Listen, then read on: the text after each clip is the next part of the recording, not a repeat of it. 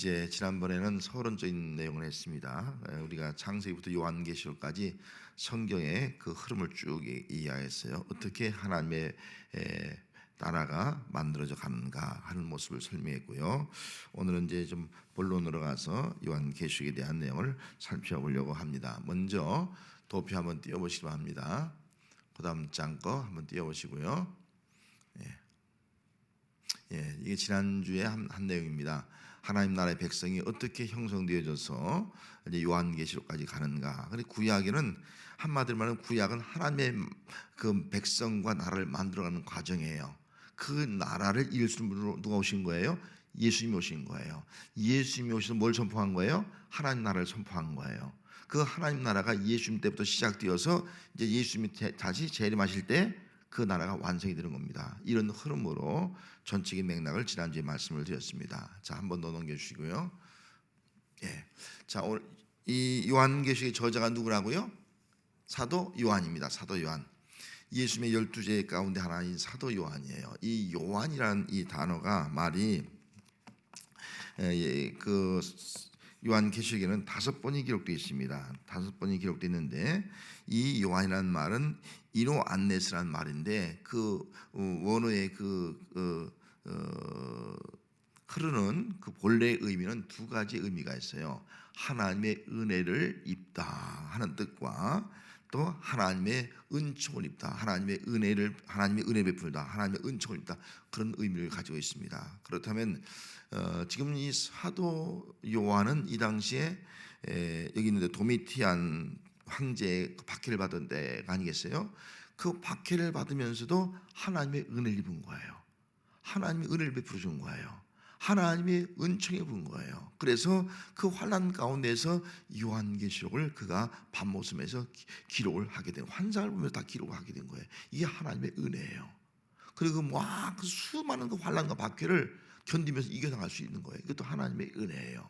여러분, 이 요한이 하나님의 은혜가 아니면 그 당시에 환난 박해를 견딜 수도 없었고, 또 하나님이 은혜 베풀지 아니하면 요한계시록을 환상을 보면서 기록할 수가 없었습니다. 이게 하나님의 은혜라는 거예요. 그렇다면 여러분들 오늘 우리가 이 시대에도 여러분 하나님이 은혜 베풀어 주는 성도가 되시기 바랍니다. 하나님의 은총을 입는 성도가 되시기 바랍니다. 그럴 때 우리는 세상의 환난 가운데서도 하나님의 은혜로 살아가는 거예요. 그리고 하나님 주시는 그 은혜로 말미암아 하나님 주시는 그 비밀을 가지고 계시를 가지고 우리가 저 하늘나라를 바라보면서 주신 사명을 감당할 수 있는 것, 이것이 바로 하나님의 은혜 베풀어 준 자, 하나님의 은총을 입은 자의 삶이다 하는 것을 기억하면서 오늘 우리가 사는 시대가 어떻게 보면 종말적인 시대가 아니겠어요? 여러분들 하나님이 은혜 베풀어 주고 하나님의 은총 가운데 살아가는 은혜가 함께 하시길 바랍니다. 할렐루야. 그 다음에 두 번째가 뭐예요? 기록 목적. 두 번째가 뭐예요? 시기죠. 시기. 사도 요한이 이 요한계시록을 기록한 시기예요. 누구 때라고요? 도미티안 황제 박해 때. 그리고 도미티안 황제, 도미티아누스 이렇게 말을 하기도 합니다.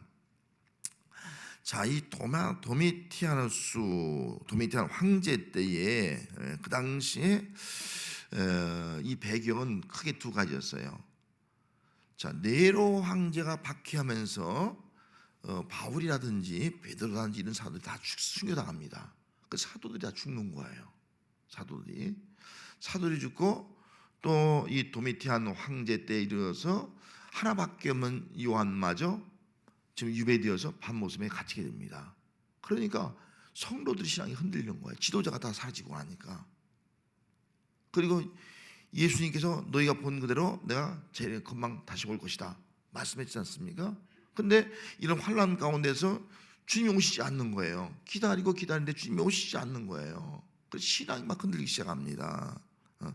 어떤 신앙적 영적 무기력증에 빠지고 신앙의 의구심이 생기기 시작했습니다. 우리가 어떻게 신앙을 생활할까?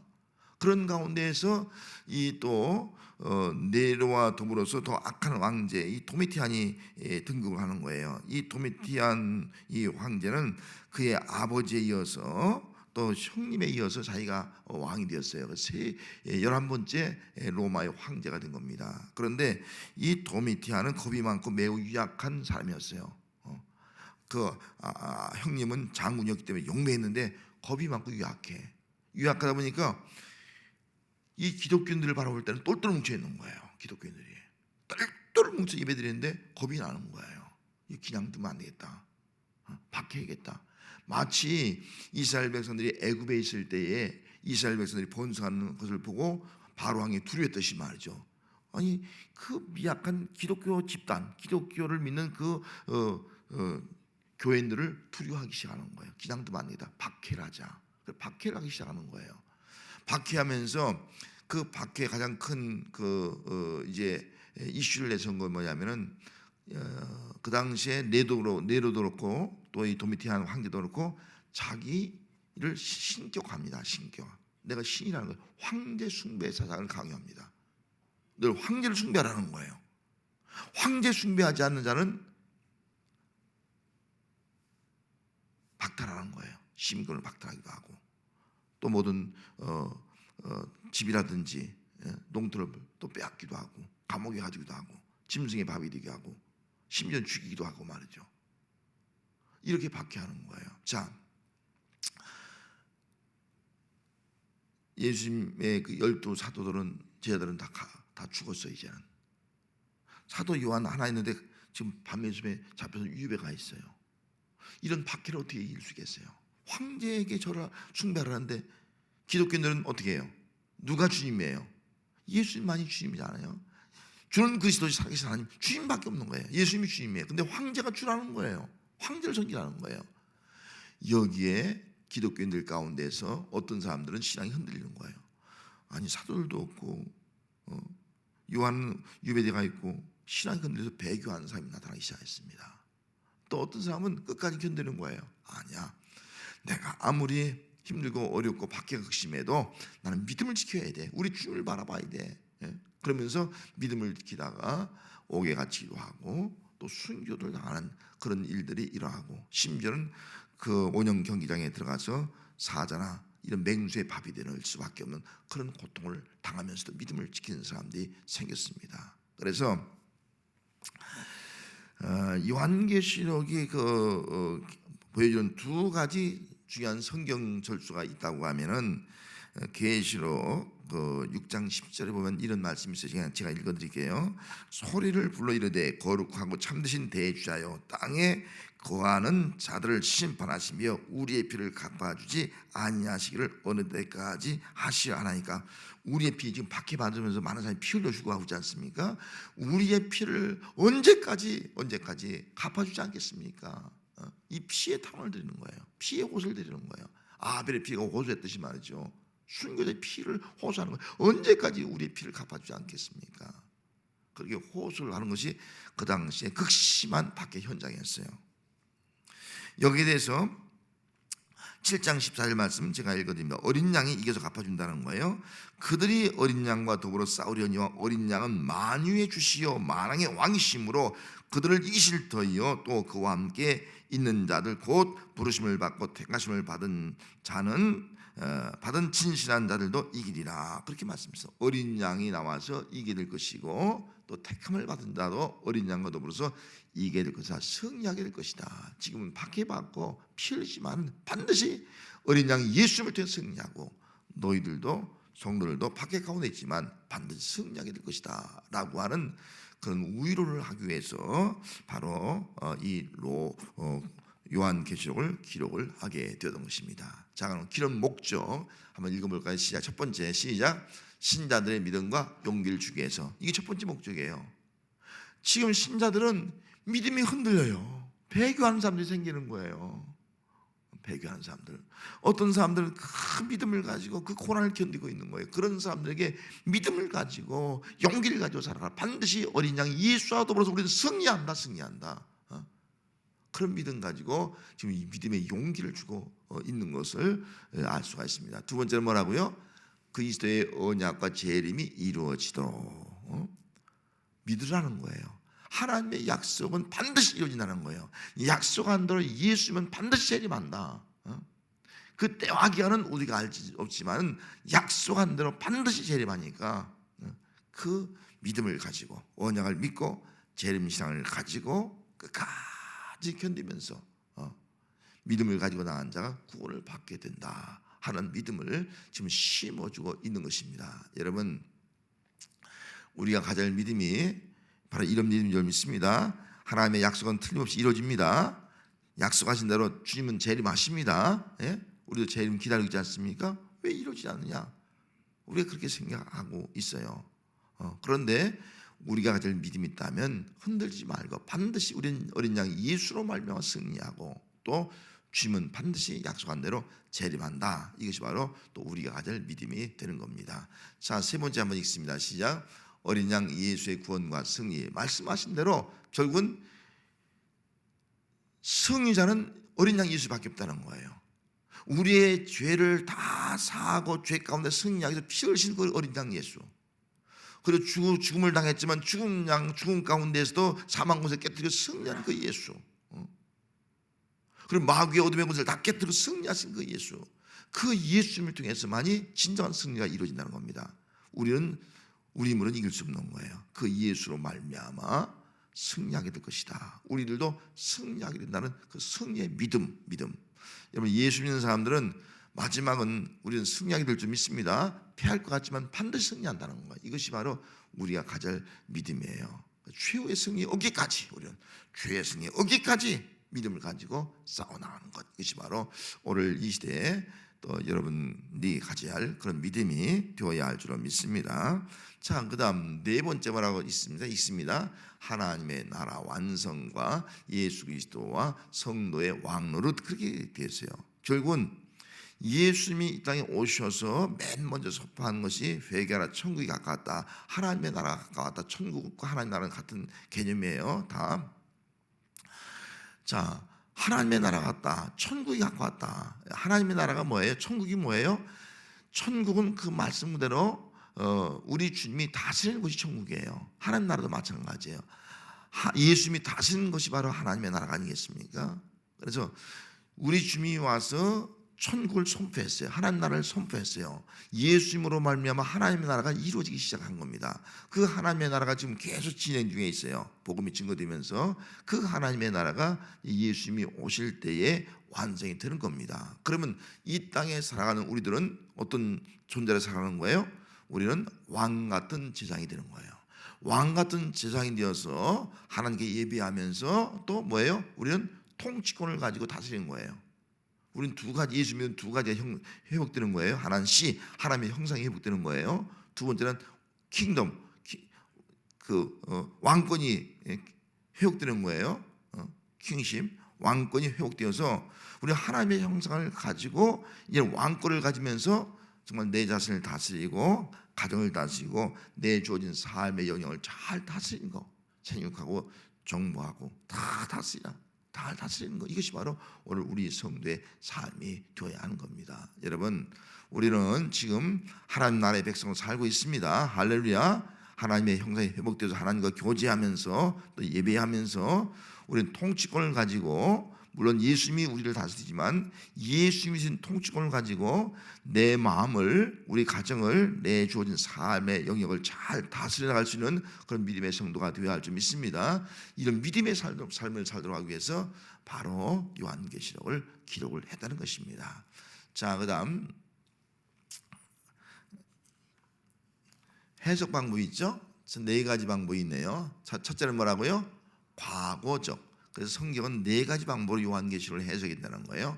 과거적이라는 말은 종말에 대한 예언의 말씀은 과거에 다 이루었다. 과거에 다 이루었다. 다시 말하면 이스라엘 백성들이 그 주후 70년에 예루살렘 멸망하거든요.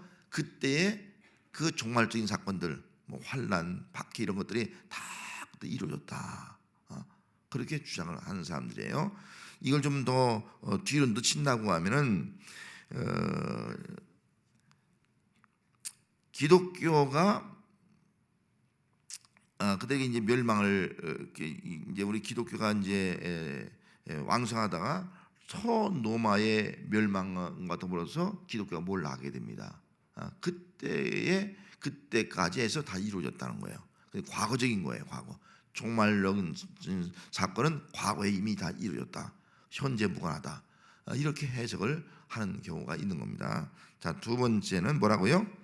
역사적은 초림부터 재림까지 역사적으로 구체적인 사건을 통해서 하나하나 이루어진다. 구체적인 사건을 통해서 역사적인 사실을 통해서 하나하나 이루어지고 있다. 이 다음 장에 좀 구체적으로 보도록 하겠습니다. 자, 세 번째는 뭐라고요? 미래죠. 미래적인 것은 과거가 아니고 현재가 아니고 미래라는 거예요. 미래. 말세 종말이 이루어질 때 그때 그대로 종말적인 사건들이 그때 이루어진다는 거예요. 마지막 때 종말에 이루어진다 하는 것이 미래적이에요. 그다음 네 번째는 뭐라고요? 상징적. 상징은 하나의 상징이라는 겁니다. 그것이 다시 말하면 이 계시록의 모든 사건들은 구체적인 사건이 아니라 상징적 사건이라는 거예요. 그래서 이 교회 시대에 예수님이 오시고 예수님이 재림할 때까지 그를 우리가 교회 시대라고 부르는데 그 복음 시대 교회 시대 이렇게 말하는데 그 시대에 반복적으로 일어나고 있는 영적인 원리다. 영적인 원리로 해석이 된다. 그렇게 주장을 하고 있습니다. 그래서 이 네 가지의 방법으로 요한계시록을 해석을 하게 된다 하는 거죠. 자, 그 다음 장 한번 넘어갑시다. 천년왕국이에요. 그래서 요한계시록은 이 천년왕국을 기점으로 해서 어떻게 해석하냐에 따라서 그 해석이 달라지는 거예요. 자, 맨 먼저 보면 예수님이 초림이 있죠. 보이죠? 희미하게 보이네요. 보이긴. 초림. 자, 두 번째는 뭐예요? 재림과 환란 전 휴거예요. 환란 전. 그다음에 맨 이쪽에 재림이 또 있잖아요. 재림. 그래 그다음 또 마지막에 또 재림 있잖아요. 재림이 몇 번 있는 거예요? 세 번 있는 거예요. 세 번 재림이. 세 번 있다가 이렇게 이제 이야기하는 거예요.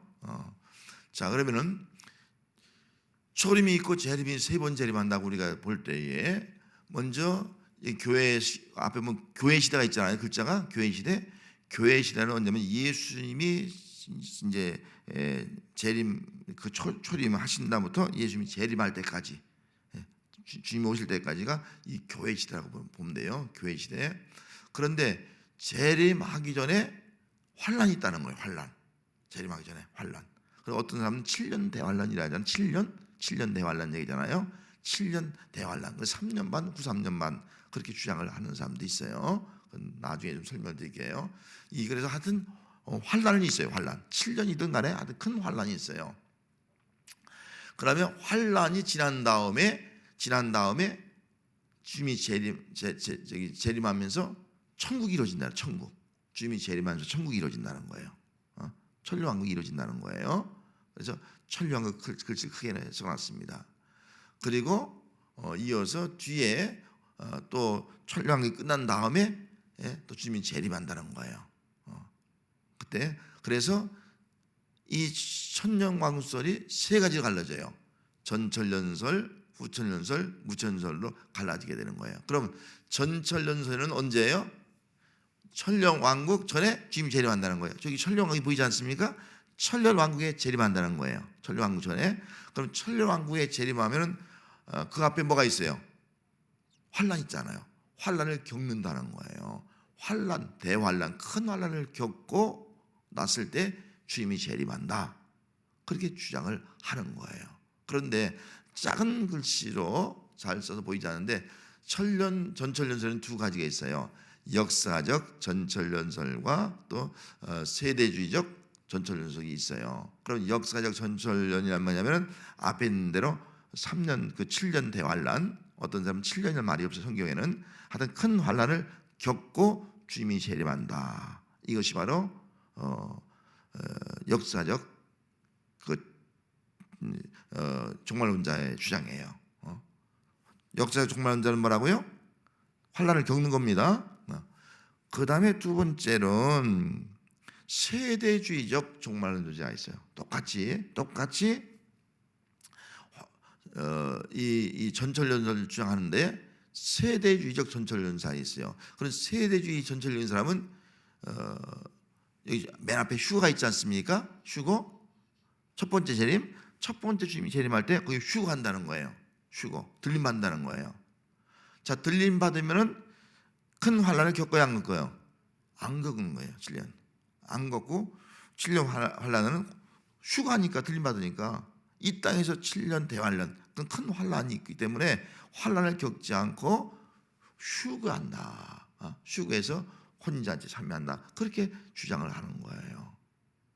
이렇게 주장한 사람 중에 하나가 뭐냐면은 조영기 목사님이 그렇게 주장해요. 조영기 목사님은 우리가 환란이 있지만 환란을 겪지 않고 들림 받는다. 환란 전 휴거예요. 이거 세대론자예요. 종말적 세대론자, 세대주의자예요.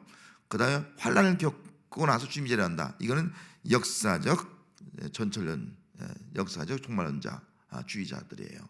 그래서 여기 전철연설은 천년 전에 주님이 오시는데 두 가지로 나눠져요. 하나는 환란을 겪고 주님이 오신다. 그렇고 하나는 환란을 겪지 않고 휴간 상태에서 휴가한다. 그리고 우리는 환란을 겪지 않는다. 두 가지가 있는 거, 두 가지. 여러분들은 어떤 게 좋아요? 예? 환란을 겪지 않는 거잖아요. 근데 성경은 큰 환란을 겪는다 그랬어요. 환란을 당하나 담대하라. 또 환란을 겪지 않으면 하나님의 나라에 들어갈 수 없다. 그런 성경도 있어요. 그래서 이단들이 다 미혹할 때 바로 이런 거 갖고 미혹하는 거예요. 특별히 이단들이 미혹할 때는 이게 세대주의적 전철연선 이거 가지고 우리를 미혹하는 거예요. 이걸 미혹해서 말이죠. 환란 당하지 않고 들림 받는다는 거예요. 그래서 뭐 지난번에 어디 섬사 갖고서 그걸 다 막 이주하지 않습니까? 이런 일들이 벌어지는 거예요. 거기에 미혹되는 거예요. 이번 신천지 14만 4천 아니에요? 휴가한 거예요. 휴가한 사람이 14만 4천이에요. 자기들 휴가한다는 거죠. 그러면 지금 신천지가 지금 14만 4천이 넘었어요. 지난번에 10만이 넘었다고 보도하지 않습니까? 그러니까 요즘 어떻게 해야 돼요? 예? 20만이 넘으면 어떻게 되는 거예요? 줄여야 돼. 어떻게 줄일 수 있어? 줄인 방법이 뭐예요? 예? 줄인 방법. 시험 보는 거예요. 시험. 시험에 패스한다는 거예요. 그래서 시험에 떨어지면 14만 4천에 못 들어가. 그래서 신천지에 빠진 사람은요 밤새도록 공부해. 시험 패스하려고. 얼마나 성경 공부 열심히 하는지 몰라요. 박사의 박사. 그들이 주는 그 성경 공부는 있어요. 그렇게 열심히 공부하는 거예요. 왜? 14만 4천에 들어가려고. 숫자에 빠진 거예요. 14만 4천은 꼭 숫자만 의미하는 것이 아닌데 그런 일들이 발생하게 된다. 그런 이단들, 사이비들이 바로 이 세대주의적 종말론을 가지고 많이 지금 미혹을 하고 있다 하는 거예요.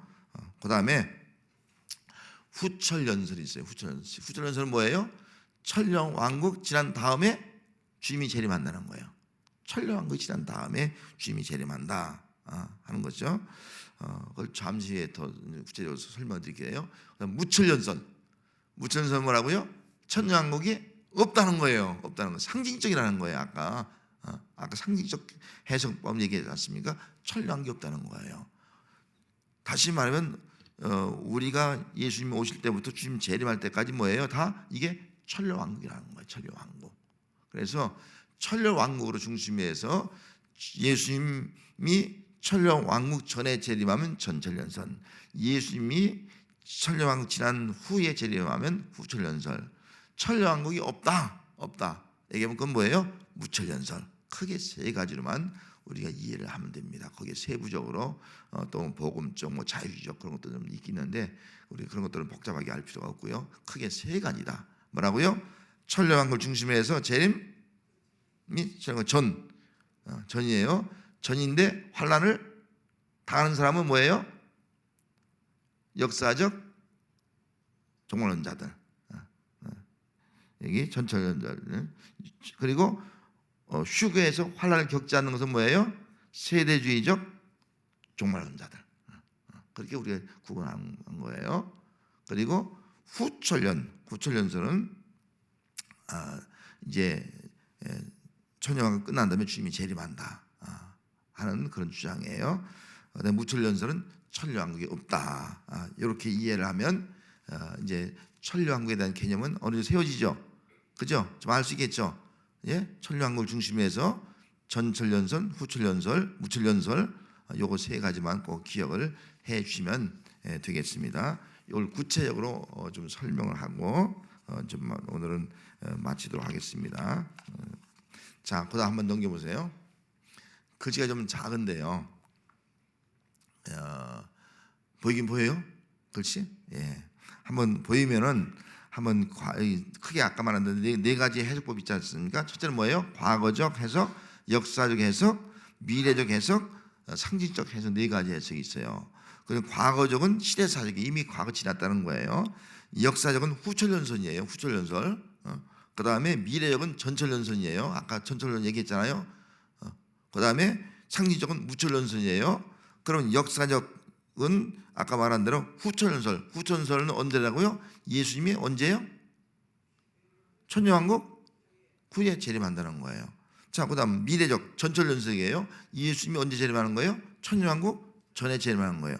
천년왕국 전에 재림하는데 환란을 겪는 사람이 있고 겪지 않는 사람이 있다는 거예요. 이것에 의해서 하나는 역사적 종말론자, 하나는 세대주의적 종말론자로 갈라지는 거예요. 그 다음에 상징적은 무천년 천년왕국이 없다는 거예요. 이걸 조금 한번 더 설명을 드리도록 하겠습니다. 자, 이게 과거적 해석 방법은요, 종말 그 현상이 예루살렘이 멸망할 때 주 70년에 예루살렘이 다 무너지고 성전이 다 무너지지 않습니까? 그때 이미 끝났다. 종말적 예언은 다 끝났다는 거예요.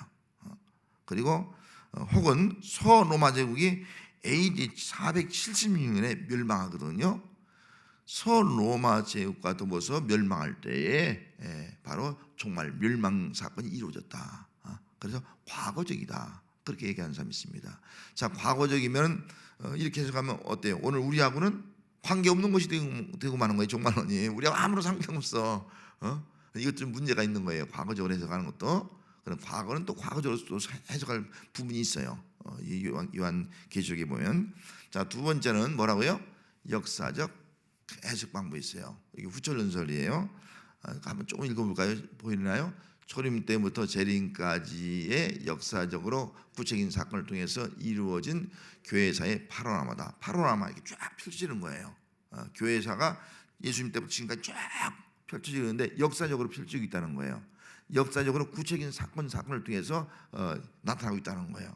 참 구체적인 사건을 통해 나타나 보니까 거기에는 어떤 여기에 해당된 사람은 구체적으로 얘기하니까 구체적이게 되니까 적그리스도가 누구냐? 그래 적그리스도는 24년 때는 히틀러다. 그렇게 말하는 사람이 있어요. 요즘 와서 적그리스도는 누구예요? 교황이다. 그렇게 주장하는 사람이 있는 거예요. 적그리스도를. 그러니까 이 역사적으로 주장하다 보면은 후철 연설을 가지고 주장하다 보면은 또 여기에 대한 오류도 발생할 수가 있는 거예요. 그래서 이렇게 주장하는 사람들이 있다 하는 겁니다. 그래서 여기 보면은 후철 연설을 주장하는 사람들은 예수 그리스도가 일정 기간 후에 재림해요. 아까 말한 천년 왕국이 지난 다음에 재림해요. 근데 이 천년 왕국이 문자적으로 천년이 아니라는 거예요. 문자적으로 천년이 아니라는 거예요. 이 문자적 천년이 아니라 긴 기간을 의미한다 하는 겁니다. 그래서 예수님이 초림했지 않습니까? 그다음에 교회 시대가 이루어지는데 그 교회 시대가 천년 왕국이에요. 교회 시대가. 그 천년이 딱 아니라 벌써 우리 예수님 승천한 다음부터 지금까지 몇 천년이 됐어요. 벌써 2000년이 지났지 않습니까? 그러니까 문짝이 아니라는 거예요. 이건 긴 기간을 의미한다는 거예요. 긴 기간인데 그 긴 기간이 언제까지를 우리가 알 수 없지만 긴 기간을 의미한다. 그렇게 말씀을 하고 있는 겁니다. 그래서 예수님이 초림한 다음에 교회 시대 천왕국이 지금 이루어지고 가고 있는 거예요. 천왕국이 이루어졌다 주님이 재림한 다음에 그 다음에 백보자 심판이라서 영생과 영말 그리고 영원한 하나님 새하늘과 새 땅과 또 지옥이 이루어지긴다 하는 주장이 바로 역사적 해석 방법이고 또 후천연설이 되겠습니다. 자, 성경줄 한 절 보면은 데살로니가전서 5장 2절 3절 말씀 제가 그냥 읽어드리겠습니다. 시간 관계상 금방 찾을 수 있어요? 빨리 찾는 사람 한번 빨리 찾아보세요. 데살로니가전서 5장 2절 제가 한번 읽어드릴게요. 평안하다 완전하다 할 때 예수님이 뭐같이 오신다고요?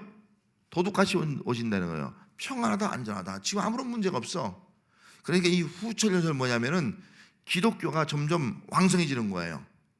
기독교가요, 예? 점점 복음화 되어 땅까지 복음이 증거되는. 그러면서 우리가 사는 이 땅도 어떻게 돼요? 점점 잘 살아가는 거예요. 여러분 옛날보다 잘 살잖아요, 그죠? 점점 잘 살아. 점점 교회가 왕성해져. 땅까지 복음이 증거돼요. 그러니까 이 마태복음 24장 37절에서 47절 말씀하면 노아 시대를 말씀하고 있어요. 먹고 마시고 시가고 장가하고 그 멸망받기 전까지 깨닫지 못해. 이거예요. 후천연설 주장한 사람들은 우리는 점점 잘 살아. 부족한 것이 없어. 시집가고 장가고 노았다처럼 먹고 마시고 즐기고 마시고 이렇게 살아가는 거예요. 주님이 심판하기 때까지, 주님이 재림할 때까지 깨닫지 못해. 이것이 바로 후천연설이 되겠습니다. 이렇게 천년 왕국이 점점 더 잘 살아지고 교회가 번성하면서 이것이 바로 천년 왕국이다. 기간은 정해져 있지 않아요. 긴 기간이에요. 그러다가 평안하다, 안정하다, 별일 없다 할 때 주님이 또 똑같이 오는 거예요. 그래서 항상 깨어 있으라는 거예요. 지금 오늘 어쩌면 이 시대에도 맞는 그런 설이 될 수 있어요. 후천연도 그렇게 될 수도 있어요. 하여튼 후천연설이 바로 그런 의미다. 한번 여러분들 이렇게 이해를 하면 되겠습니다. 그다음 세 번째는요, 미래적이에요. 전철연설이에요. 아까 말씀대로 전철연설은 문자적이에요. 문자적. 그래서 성경 문자적 그대로 봐야 된다는 거예요. 7이면 7 그대로 봐야 되고 천년이면 천년 그대로 봐야 된다는 거예요. 이렇게 문자적으로 주장을 하는 것이 바로 이 전철연설 주장이에요.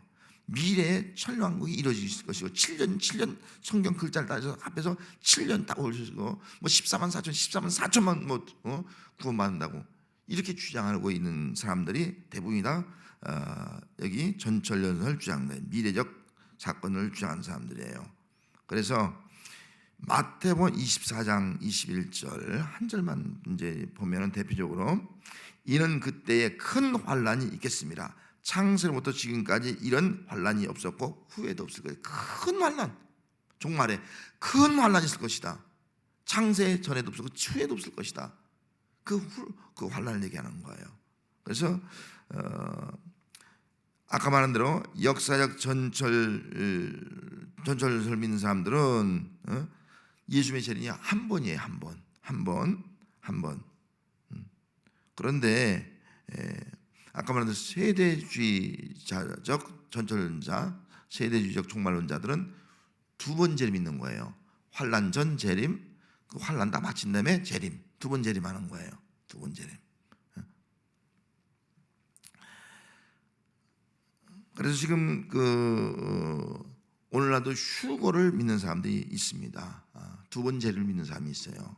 아까 말씀드린 대로 이 두 번 재림을 믿는 사람들은 첫 번째 재림이 언제 하냐면 요한계시록 보면 4장에 가서 이제 4장이라면은 여기 4장이 보면은 이제 천상 예배가 기록되어 있어요. 이렇게 한번 4장을 보세요. 대충 일단 나중에 좀 설명드릴 텐데 4장에 보면 큰 제목이 뭐예요?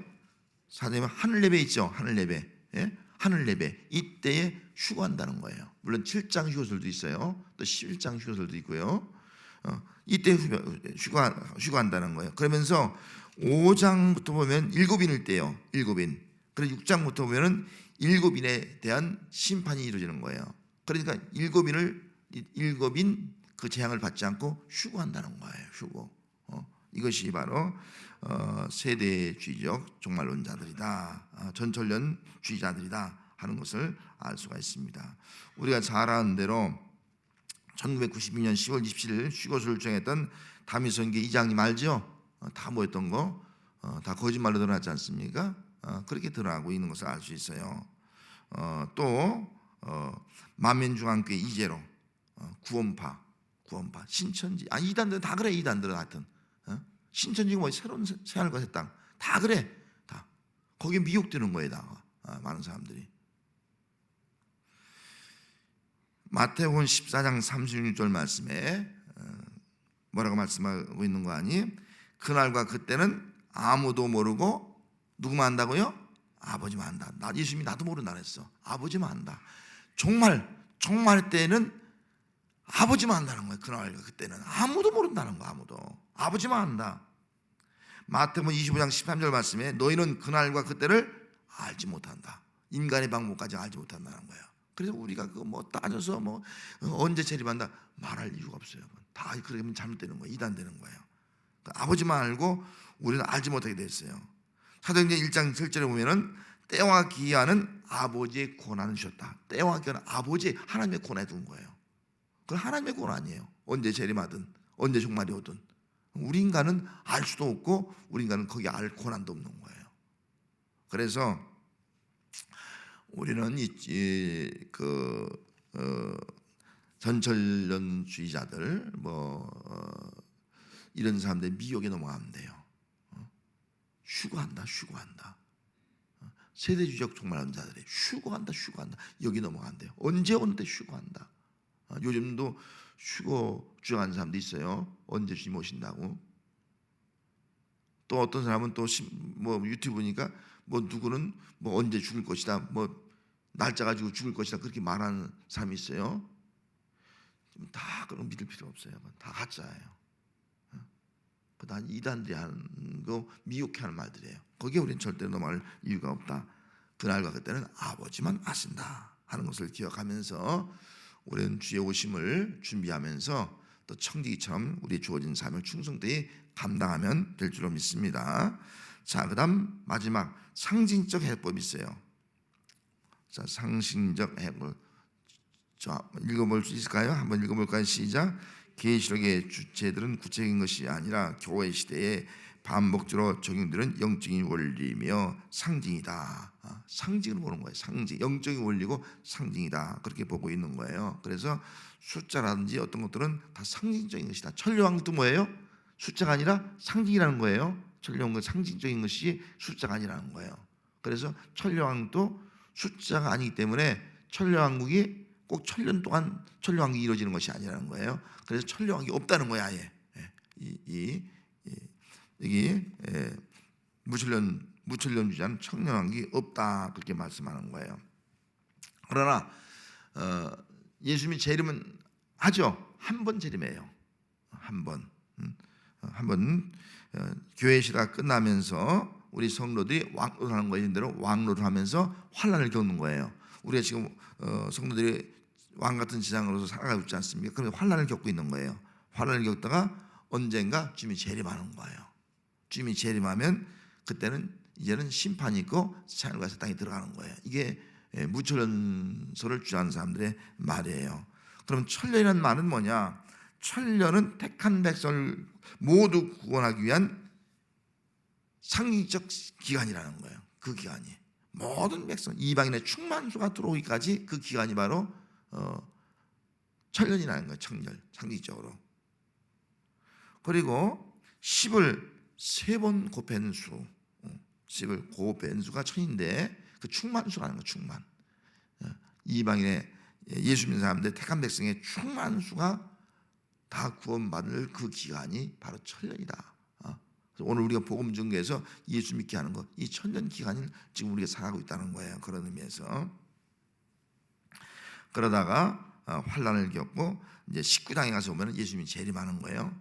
이 19장은 최종 마지막 재림이에요. 19장 가서 환난 후든 전이든 간에 19장이 예수님 마지막 재림이 되어서 백보자 심판이 있고 그 다음에 새하늘과 새 땅으로 들어가게 되는 그런 일이 일어나게 됩니다. 자, 마태복음 12장 28절 말씀에 보면은 무천년설이 주한 성경절이에요. 예수님께서 귀신을 쫓아내신 것이면 하나님의 나라가 이미 너에게 임했다. 예수님이 귀신을 쫓아내면 하나님의 나라가 이미 너에게 임했다 하는 거예요. 그래서 우리는 예수 영접하고 예수를 영접하면 우리 속에 하나님의 나라가 임했다는 거예요. 마귀가 귀신이 우리를 지배하지 않고 예수님이 내 속에 들어와서 나를 다스리면 이미 내 마음의 천국 하나님 나라가 이루어졌다는 거예요. 누가복음 17장 20에서 21절 말씀도 예수님께서 하나님의 나라는 볼 수 있게 임하는 것이 아니라 이미 너희 안에 있다. 하나님의 나라는 볼 수 있게 이렇게 오는 게 아니라 이미 너희 안에 임했다. 그렇게 말씀하고 있습니다. 예수님이 하신 말씀이에요. 여러분 예수 믿으면, 예수님을 내 마음속에 모시면 내 마음에 천국이 이루어진 줄 믿습니다. 하나님 나라가 이루어진 줄 믿습니다. 예수님이 그렇게 말씀하신 거예요. 이것을 주장하는 사람들이 무천년이에요. 무천년. 우리 하나님의 나라가 이미 이루어졌고 계속 하나님 나라가 확장되어 가고 있다가 주님 오실 때 하나님 나라가 이루어진다. 이 주장하는 것이 바로 무천년설이 되겠습니다. 자, 이것만 한번 읽어보고 다음 장